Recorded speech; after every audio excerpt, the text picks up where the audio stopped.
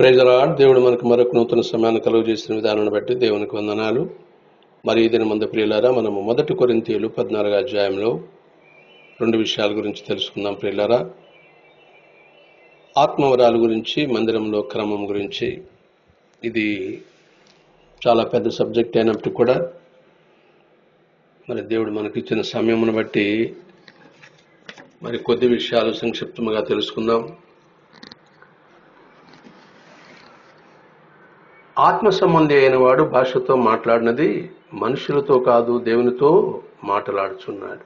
ఆత్మ సంబంధి అయిన వాడు భాషతో మాట్లాడినది మనుషులతో కాదు, దేవునితో మాట్లాడుచున్నాడు. కానీ క్షేమాభివృద్ధి హెచ్చరించువాడు, ఆదరణ కలుగునట్లు ప్రవచించువాడు మనుషులతో మాట్లాడుచున్నాడు. ఆత్మ సంబంధి అయిన వాడు మరి దేవుడు తండ్రి, కుమార, పరిశుద్ధాత్మగా ఉన్నప్పుడు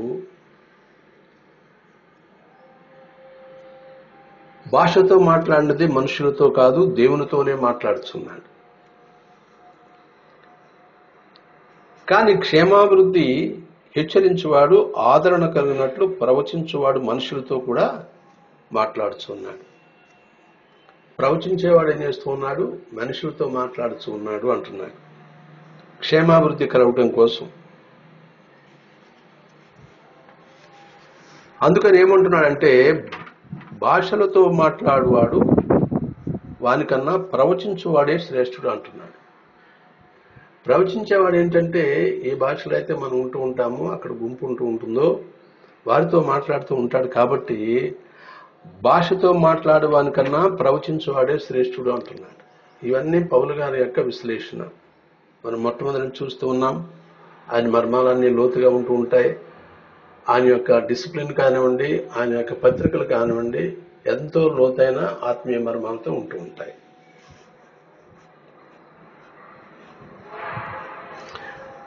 కాబట్టి భాషలతో మాట్లాడేవాడు తనకే క్షేమాభివృద్ధి కలుగు చేసుకును, కానీ ప్రవచించేవాడు సంఘమునకు క్షేమాభివృద్ధి కలుగు చేయను. భాషలతో మాట్లాడటం అంటే ఏంటి? ఒక నాలెడ్జబుల్ మ్యాన్ ఉన్నాడు, మంచి ఇంగ్లీష్ వచ్చు, లేదా తెలుగు వచ్చు, లేదా హిందీ వచ్చు. ఇలాగా భాషలో ప్రావీణ్యత ఉన్నప్పుడు, మాట్లాడుతూ ఉన్నప్పుడు ఏమంటున్నాడు? భాషలతో మాట్లాడేవాడు తనకే క్షేమాభివృద్ధి కలుగు చేసుకున్నాడు, కానీ ప్రవచించేవాడు సంఘమునకు క్షేమాభివృద్ధి కలుగు చేయను. దాన్ని ఎక్కడైతే మరి ఏ భాషలో మాట్లాడితే ప్రజలకు అర్థమవుతుందో ఆ రీతిలో దాన్ని ప్రవచించినప్పుడు దానివల్ల ఏమవుతుంది? సంఘానికి క్షేమాభివృద్ధి కలుగుతుంది అంటున్నాడు. ఇక్కడ మరి దాదాపుగా మరి ఆత్మవరాలు ఇవన్నీ చూసినప్పుడు ఒక 18, 7, 20 దాకా ఉంటూ ఉంటాయి. మరి ఈ 2-3 అధ్యాయాలు వస్తూ ఉంటాయి. ఇక్కడ మనం ఎంతవరకు దేవుడు మనకి అనుమతిస్తే దాని ప్రకారం కొన్ని మాట్లాడుకుందాం. మరి ఇక్కడ ఇంకేమంటున్నాడంటే, మరియు బూర స్పష్టము కాని ధ్వని ఇచ్చినప్పుడు యుద్ధమునకు ఎవడు సిద్ధపడును? లైవ్ ఎగ్జాంపుల్ చూడండి. ఈ 1 కొరింథీ 14:8 బూర స్పష్టము కాని ధ్వని ఇచ్చినప్పుడు యుద్ధమునకు ఎవడు సిద్ధపడును? ఏదైనా బూర ఉన్నప్పుడు బూర 2-3 రకాలుగా ఉంటుంది. ఒకటి యుద్ధమునకు, ఒకటి సంతోషమునకు, ఒకటి విషాదమునకు. ఆ బూర యొక్క శబ్దము స్పష్టంగా ఉండనప్పుడు సంకేతం ఏమిటది? విజయమా, విషాదమా, సంతోషమా? అందులో దాని అర్థం తెలియకపోతే ఎవరు సిద్ధపడరు అంటున్నారు. కాబట్టి ఏంటంటే మనము ఆ బోరను బట్టి ముందుకు వెళ్లాల్సి ఉంటుంది. అంటే మన మాట స్పష్టముగా ఉండవాలని, మనం మాట్లాడినప్పుడు, ప్రసంగించినప్పుడు అది స్పష్టంగా ఉండాలని చెప్పి ఇక్కడ తెలియజేస్తున్నాడు. ఇంకా ఏమంటున్నాడంటే, అనువాదము లేకుండా తెలియని భాష మాట్లాడితే కలిగే ఫలితం ఏముండదు. ఎదట ఎవరైతే ఆడియన్స్ ఉన్నారో వారికి ఒక భాష మనం మాట్లాడుతున్నప్పుడు అది తెలియనప్పుడు దానికి దుబాసి లేకుండా, ఇంటర్ప్రిటర్ లేకుండా మాట్లాడటం వల్ల ఏ రకమైన ఉపయోగం ఉండదు అంటున్నాడు. ఇంకా ఏమంటున్నాడంటే, డబ్బాలో వేసిన గులకరాళ్ల వలె ఉండును అంటున్నాడు. డబ్బాలో గులకరాళ్ళు వేసినప్పుడు ఎట్లా ఉంటుంది? గణగణలాడుతూ ఉంటుంది, కానీ ఏమీ భావం ఉండదు. దానికి సంబంధించిన అభిప్రాయాలు ఏం బయటకు రావు. ఇంకేమంటున్నాడంటే ఎన్ని భాషలు ఉన్నను వాటికి వేరు వేరు అర్థములు ఉండకపోవు. భాషలన్నీ నానా రకాలుగా ఉంటూ ఉంటాయి. వాటి యొక్క అర్థాలు వేరుగా ఉంటూ ఉంటాయి. వాటి అర్థము మనకు తెలియనప్పుడు మాట్లాడడానికి పరదేశిగా ఉందో, ఏదైతే మాట్లాడబడుచు ఉందో దాని అర్థం మనకు తెలియనప్పుడు మనము ఆ మాట్లాడేవానికి పరదేశిగా ఉంటాం. స్వదేశీ పరదేశీ. ఈ దేశంలో ఉంటున్నాడు స్వదేశీ, బయట ఉంటున్నాడు పరదేశీ. ఆ మాట తెలియనప్పుడు ఏంటంటే పరదేశ్ లాగానే ఉంటాడు. పరదేశ్ అన్నవాడికి ఏంటంటే ఈ దేశం భాష రాదు కాబట్టి అందుకని ఏమంటున్నాడంటే ఇంటర్ప్రెటర్ అర్థం చెప్పేలాగా ప్రార్థన చేయాలి అంటున్నాడు. అందుకనే ప్రసంగాలన్నింటిలో కూడా ఎవరైనా బయట వారు వచ్చినప్పుడు వారు ఏ భాషలో అయితే మాట్లాడుతూ ఉంటారో దానిని అక్కడ రీజనల్ ఉన్న లాంగ్వేజ్ లోనికి ట్రాన్స్లేట్ చేస్తూ ఉంటారు. ఇంకా ఏమంటున్నాడంటే ఆయనను సంఘములో భాషతో 10,000 పలుకుట కంటే ఇతరులకు బోధ కలుగునట్లు నా మనసులో 5 మాటలు పలుకుట మేలు. అంటే తెలియని భాషలో 10,000 మాటలు పలికే కన్నా తెలిసిన రీతిలో 5 మాటలు మాట్లాడినా మంచిది అని చెప్పి అంటున్నాడు. ఇంకేమంటున్నాడు, సహోదరులారా మీరు బుద్ధి విషయమై పసిపిల్లలు కాక దుష్టత్వం విషయంలో శిశువులుగా ఉండుడి. మీరు బుద్ధి విషయమై పసిపిల్లలు కాక, మీరు ఎలాగునైతే వయసులోకి వచ్చిన తర్వాత బుద్ధి కలిగి ఉండాలి కాబట్టి బుద్ధి విషయమై పసిపిల్లలు కాక దుష్టత్వం విషయంలో శిశువులుగా ఉండుడి. చెడు పనులు చేసేటప్పుడు మీరు శిశువులుగా ఉండడంటే అతి తక్కువగా ఉండండి, బుద్ధి విషయంలో పెద్దవారిగా ఉండండి అంటున్నాడు. మరి ఈ స్పిరిచువల్ గిఫ్ట్స్ లో చూసినప్పుడు దరిదాపుగా 20 దాకా ఉన్నాయి. మరి కొద్దిగా కొన్ని చూద్దాం మనం. ఇక్కడ దేవుడు సంఘములో మొదట కొందరిని అపోస్తలుగాను, పిమ్మట కొందరిని ప్రవక్తలుగాను, పిమ్మట కొందరిని బోధకులుగాను, కొందరిని కృపావరములు గలవారిగాను, కొందరిని ప్రభుత్వము చేయవారిగాను, కొందరు నానా భాషలు మాట్లాడేవారుగాను, ఇలాగా దేవుడు వారందరినీ కూడా విభాగించి ఉన్నాడు. ఎందుకంటే విభాగించిన తర్వాత ఆయన యొక్క సువార్త ఎలా ముందుకు వెళ్లాలో దానికి సంబంధించిన విభాగాలన్నింటిలో వీరు పెడుతూ ఉన్నాడు. మరి అపోస్తలషిప్ గురించి కూడా ఇక్కడ మాట్లాడుతూ ఉన్నాడు. అంటే సువార్త ప్రకటించేవారు, మరి మిషనరీలుగా ఉంటున్నవారు, వీరందరూ కూడా ఏంటంటే దేవుని యొక్క పరిచర్య చేసే భాగస్తులుగా ఉంటూ ఉంటారు కాబట్టి దాని గురించి కూడా ఇక్కడ మాట్లాడుతూ ఉన్నాడు. మరి రెండవది ఇవాంజలిస్ట్ గురించి మాట్లాడుతున్నాడు. ఇవాంజలిస్టులు అంటే ఏమిటి?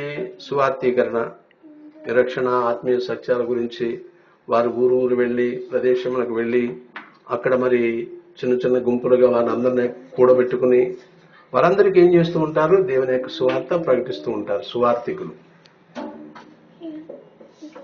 మరి ఎక్స్పోర్టేషన్ గురించి అంటే ఏది మంచి ఏది చెడ్డ, ఏది మంచి ఏది చెడ్డ గురించి కూడా ఇక్కడ తెలియజేస్తున్నాడు. వారందరికీ తెలియజేసి వేడుకుంటూ ఉన్నారు. మంచి ఏదైతే ఉందో దాన్ని మీరు అనుసరించండి, చెడు ఏదైతే ఉందో దాన్ని మీరు విసర్జించండి, చెడుని విడిచిపెట్టండి, మంచిని వెంబడించండి అని చెప్పి తెలియజేస్తున్నాడు. కాబట్టి మనం ఎప్పుడు కూడా ఏంటంటే ఇక్కడ ఏవేవైతే లక్షణాల గురించి తెలియజేస్తున్నాడో వాటన్నిటినీ కూడా మన సంఘములో బోధించేవారముగా, సంఘములో నేర్పేవారముగా ఉండాలి. మరి విశ్వాసాల గురించి కూడా మాట్లాడుతున్నాడు. ఫెయిత్ అంటే ఇది చాలా ఇంపార్టెంట్. విశ్వాసం అంటే ఏంటి? విశ్వసించే వాటి యొక్క నిజ రూపము. నువ్వు దేన్నైతే విశ్వసిస్తూ ఉంటావో ఆ విశ్వసించిన దాంట్లో నిజాయితీ ఏమిటి, అది ఎలాంటిది, దాని ప్రకారం నువ్వు ముందుకు వెళుతూ ఉండాలి. ఒక వ్యక్తి నువ్వు మంచి అని విశ్వసించిన తర్వాత ఆ మంచిని నువ్వు ఎలాగను గ్రహించావు, ఆ మంచిని బట్టి అతను నువ్వు విశ్వాసం ఏమనుకుంటున్నావు? మంచివాడు అనుకుంటావు. వాటి యొక్క నిజ రూపమే అంటున్నాడు.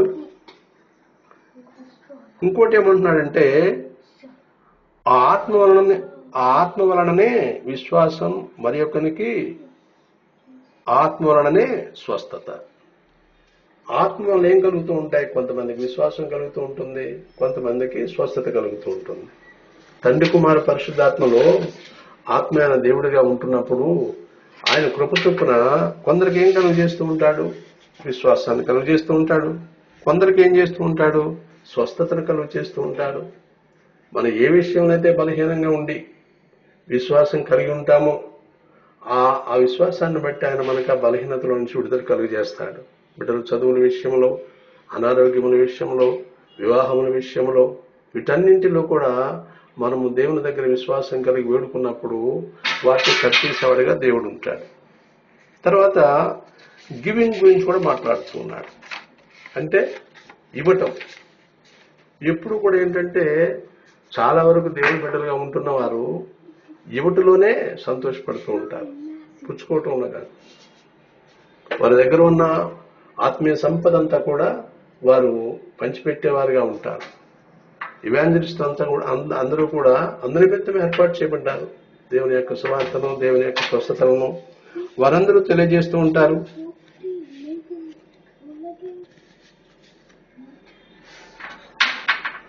కాబట్టి ఇక్కడ ఏమంటున్నాడంటే, ప్రవచనవరమై పంచిపెట్టువాడు శుద్ధ మనసుతో పంచిపెట్టాలి. అంటే మంచి గుణం కలిగి సువార్తను ప్రకటించేవాడిగా ఉండాలి అని చెప్పి ఇక్కడ మరి దేవుడు తెలియజేస్తున్నాడు. ప్రియులారా, మరి స్వస్థత వరము ఇది చాలా ప్రాముఖ్యమైనది. ఎక్కడెక్కడైతే మరి బిడ్డలందరూ కూడా ఈ జబ్బులకు, అనారోగ్యాలకు గురవుతూ ఉన్నప్పుడు మరి దేవుని యొక్క హస్తము, దేవుని యొక్క దృష్టి అన్నీ కూడా ఏంటంటే స్వస్థత కలుగు చేస్తూ ఉంటాయి. ఆయన మాట్లాడితే చనిపోయిన వాళ్ళు లేస్తారు. ఆయన ముట్టుకుంటే మరి అస్వస్థలో ఉన్నారు స్వస్థలోనికి వస్తూ ఉంటారు. కాబట్టి దేవుని యొక్క ఫీలింగ్, స్వస్థత అలాంటిది. లాజరు ఇమ్మంటే చనిపోయిన లాజరు లేస్తాడు. పేతురు గారు, అత్తగారు జ్వరం ఉన్నప్పుడు ముట్టుకుంటే జ్వరం తగ్గిపోతుంది. ఎక్కడైనా సరే అపవాదిని గద్దిస్తే అపవాది వెంటనే సరెండర్ అయిపోవటం, తొలగిపోవటం. తర్వాత సహాయం చేసే గుణం కూడా ఉండాలంటున్నాడు, హెల్పింగ్. ఇవన్నీ కూడా ఏంటంటే క్రైస్తవత్వంలో ఉండవలసిన క్వాలిటీస్.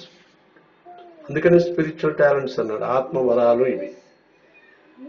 మరి స్వస్థత పరిచేది ఒక వరమే, సహాయం చేసేది వరమే. ఎంతో మంది చక్కగా సహాయం చేస్తూ ఉంటారు. మన కుటుంబీకులు కూడా చేయనంత రీతిలో మరి క్రైస్తవ సహోదరులుగా ఉంటున్న వారు ఎంతో లోతుగా సహాయం చేస్తూ ఉంటారు. అలాంటి వాడిని నేను చాలా మంది చూసి ఉన్నా. మన బంధువులు కానీ, మన రక్త సంబంధికులు కానీ ఏమి చేయలేరు. కాబట్టి ఇక్కడ ఏంటంటే దేవుడు ఈ సహాయం నిమిత్తం చూసినప్పుడు కొందరిని ప్రవక్తలుగా వాడుకుంటున్నాడు, కొందరిని బోధకులుగా వాడుకుంటున్నారు, అలాగే కొందరిని అద్భుతములు చేయవారుగా వాడుకుంటున్నాడు, మరి కొందరిని ఉపచారమునకు, కొందరిని పరిచర్యకు వాడుకుంటున్నాడు. మరి హాస్పిటాలిటీ విషయంలో ఆదరణపూర్వకంగా ప్రతి విషయంలో మనము మన సహోదరులు కానివ్వండి, పొరుగువారు కానివ్వండి, మనతో పాటు ఉంటున్నప్పుడు, మనతో పాటు మందిరంలోకి వచ్చినా రాకపోయినా, ముఖ్యంగా రాని వారిని వచ్చేలాగా మనము ఆదరించే వారిని, ఆహ్వానించే వారంగా ఉండాలి. మరి జ్ఞానముల గురించి కూడా మాట్లాడుచుకున్నాడు. ఎప్పుడైనా సరే దేవుని యొక్క జ్ఞానం మనకు వచ్చినప్పుడు మన యొక్క శరీర సంబంధమైన జ్ఞానం అంతా కూడా ఎందుకు పనికిరాందిగా ఉంటుంది. దేవుడు ఎప్పుడైతే ముట్టుకున్నాడు అప్పుడు సొలొమోను మహాజ్ఞాని అయ్యాడు. అంతకు ముందు అంతా కూడా శరీర సంబంధమైన దేవుడిచ్చే జ్ఞానము అలాంటి మహిమ కలది, అలాంటి ఉన్నతమైనది. మరి ఇవన్నీ కూడా ప్రియులారా ఏంటంటే ఈ కొరింథీయుల్లో కానివ్వండి, రోమాలో కానివ్వండి, ఎఫెసీల్లో కానివ్వండి, ఈ యొక్క ఆత్మవరాల గురించి ఉంటూ ఉంటాయి. మనం ఒక్కొక్క దాని గురించే ఒక మెసేజ్గా చెప్పుకోవచ్చు. ఆయన ఇక్కడ ఏంటంటే ఆత్మవరాలు అని చెప్పి అన్నాడు కాబట్టి దాని గురించి జిస్ట్ లాగా మనం మాట్లాడుకుంటూ ఉన్నాం. మరి లీడర్షిప్ గురించి కూడా కొందరు ఎలా ఉంటారు, నాయకులుగా పనిచేయటానికి వీలుగా ఉంటూ ఉంటారు. అంటే వాడు నడుస్తూ ఇతరులను కూడా అదే మాదిరిగా నడిచేలా చేస్తూ ఉంటారు, మోటివేట్ చేస్తూ ఉంటారు. అంటే ఏంటి, నీవు క్రీస్తు శరీరములో ఒక నాయకుడిగా ఉంటూ ఉన్నప్పుడు ఇతరులను కూడా ఆయన శరీరంలోనికి నాయకులుగా నడిపించగలుగుతావు. వార్తలు బయటికి వెళ్ళటానికి ఎవాంజలిజంలో కానివ్వండి, పాపంలో ఉంటున్న వారిని రక్షించడంలో కానివ్వండి, విధికి రక్షించడంలో కానివ్వండి, ఏదైతే యేసుక్రీస్తు వారు చేస్తున్నారో ఆ పని కూడా ఆయన ఆత్మ కలిగిన వారు చేస్తారంటున్నాడు. మరి కొంతమందికి దయాగుణం, మెర్సీ గురించి. ఇవన్నీ కూడా ఏంటంటే స్పిరిచువల్ టాలెంట్సే. దయ కలిగి ఉండటం. అందరికీ కూడా దయాగుణం ఉండదు. కొంతమందికి అలా చూసి వదిలేస్తూ ఉంటారు. కొంతమంది వారి యొక్క బాధ ఏంటో తెలుసుకుని ఆ విషయంలో లోతుగా వెళ్ళి వారి పట్ల దయ కలిగి వారి యొక్క కన్నీటిని తుడిచేవారిగా ఉంటారు.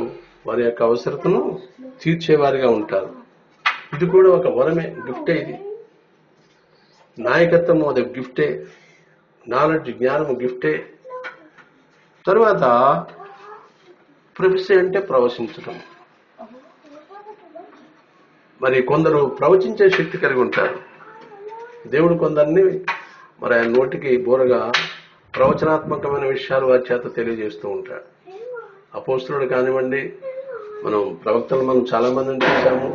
యెషయా అంటే, యెర్మీయా అంటే వీళ్ళంతా ఓల్డ్ టెస్టిమెంట్ లో ఉన్న తర్వాత అపోస్తలుడు ఆ స్థానంలోనికి వచ్చి వారు కూడా ప్రవచించిన వారుగా ఉన్నారు. మరి సర్వింగ్ గురించి కూడా మాట్లాడుతున్నాడు. పరిచర్య చేయటం. పరిచర్య చేయటం ఏంటంటే మాట చిన్నదే కానీ పరిచర్య చేయటం చాలా లోతైనది. ప్రతి వారికి పరిచర్య చేయాలి. ఏదో నీకు తెలిసిన వాళ్ళకి ఒక 3 రకాలుగా ఉంటూ ఉంటారు. పెద్దవాళ్ళు ఉంటారు, మధ్య వయస్కులు ఉంటారు, చిన్నవాళ్ళు ఉంటారు, స్థితి కలిగిన వారు ఉంటారు, స్థితి లేని వారు ఉంటారు, అటు ఇటు కాకుండా మధ్యస్థంగా ఉన్నవారు ఉంటారు. వీటితో ఏమీ సంబంధం లేకుండా ఏక మనసు కలిగి దేవుని యందు భయభక్తులు కలిగి ఆత్మపూర్వకంగా వారికి పరిచర్య చేసేవాడిగా ఉండాలి.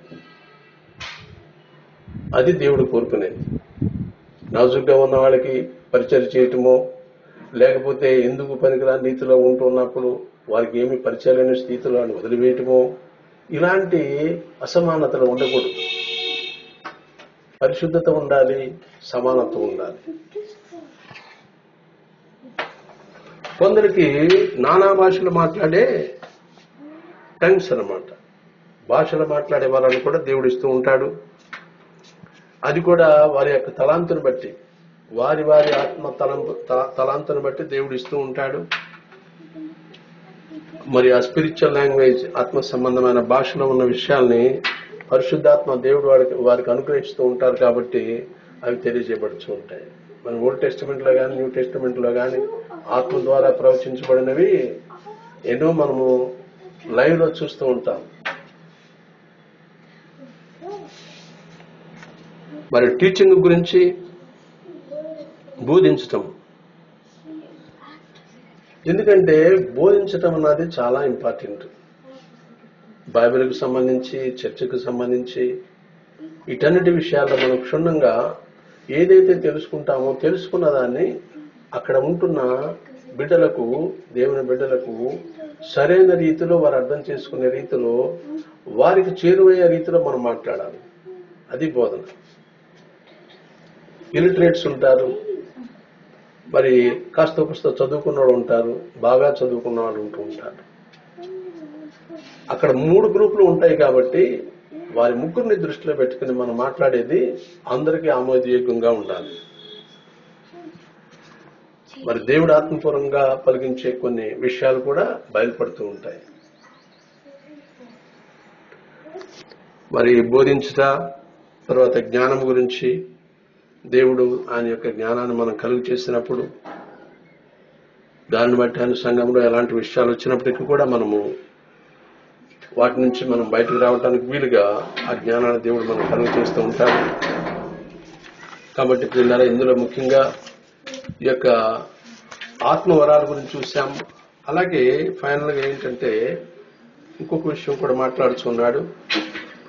ఆర్డర్ ఇన్ ది చర్చ్, మందిరంలో క్రమాన్ని గురించి కూడా 2 మాటలు మాట్లాడుతున్నాడు. ఏమంటున్నాడంటే, సహోదరులారా, ఇప్పుడు మీలో ఏమి జరుగుతున్నది? మీరు కూడి వచ్చినప్పుడు ఒకడు ఒక కీర్తన పాడవలనని ఉన్నాడు, మరి ఒకడు బోధింపవలనని ఉన్నాడు, మరి ఒకడు తనకు బయలుపరచబడినది ప్రకటన చేయవలనని ఉన్నాడు, మరి ఒకడు భాషతో మాట్లాడవలనని ఉన్నాడు, మరి ఒకడు అర్థము చెప్పవలని ఉన్నాడు. సరే, సమస్తము క్షేమాభివృద్ధి కలుగుటకే జరగనీయుడి. ఇదిగో ఇలాంటి టాలెంట్స్ ఉన్న వాళ్ళందరూ అందరూ ఉంటారు. కాబట్టి వారు ఏమేమైతే చేయగలుగుతారో వాటిని చేయటానికి వీలుగా జరిగేలాగా చూడండి అంటున్నాడు. ఇంకా ఏమంటున్నాడంటే, భాషతో ఎవడైనాను మాట్లాడితే ఆ 2 అవసరమైన ఎడల 3కి మించకుండా వంతుల చొప్పున మాట్లాడవలను. భాషల్లో మాట్లాడేవాడు ఉన్నప్పుడు 2 లేక 3 మాట్లాడవచ్చు అంటున్నాడు. అయితే తప్పకుండా వారికి అర్థం చెప్పేవాళ్ళు ఒకళ్ళు ఉండాలి అంటున్నాడు. అంటే ఇంటర్ప్రిటర్ ఒకళ్ళు ఉండాలని చెప్పి, అర్థం చెప్పేవాడు లేని యెడల అతడు సంఘంలో మౌనముగా ఉండవలను. ఎక్కడైతే బోధించేవాడు ఇతర భాష అయినప్పుడు, అతని భాషను తర్జుమా చేయటానికి ఎవరు లేనప్పుడు అతను మౌనంగా ఉండాలి అంటున్నాడు. ఈ నియమ నిబంధనలన్నీ కూడా చర్చికి సంబంధించి దేవుడు ఇక్కడ మాట్లాడి ఉన్నాడు కాబట్టి కొన్ని విషయాలు కూడా మనం ఇక్కడ తెలుసుకున్నాం. ప్రియులారా, ఈ చిన్న వాక్యమును దేవుడు దీవించును గాక. ఆమేన్, ఆమేన్.